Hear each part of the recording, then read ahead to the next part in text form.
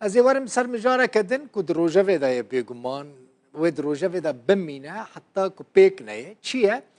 جوینا اسد بشار اسد سروک سوری و جوینا سروک ترکیه رجب طیب اردوغان ایرو روزنامه که نزدیک حکومت ترکیه نوچه که نودا گوت و هفدیتنا سروک سوری و سروک ترکیه لسر سینور هر دو ولاتان چی ببه و نزانن برای دهاتا گوتن یان لموسکو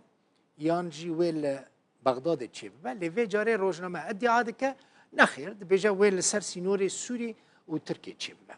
کی جان روزنامه و یکی دبیجه روزنامه ترکیه دبیجه روزنامه که ناسکری نزدیک حکومتیه دبیجه هری درنگ و اسد و اردوغان ماها به یعنی ماها حشتان ایسال و بجفن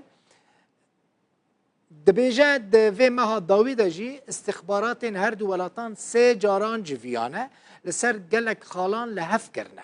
جبو آمده کاری هفدیتنا اسد و اردوغان سروک استخبارات سوری استخبارات روسیا سروک استخبارات درویا روسیا بلز چویا انقره روزنامه ترکیه لسر جهه هفدیتنا اسد و اردوغان گوت احتمال که مزن هیا لدرگاه سینوری کسب هر دو سروک بجفن بردف که کرملین دمیتری پیسکوف جی گوت اسد و پوتین لسر هفدیتنا لگل اردوغان آخفینه هاتیه خواستن که زیده درنگ نکوه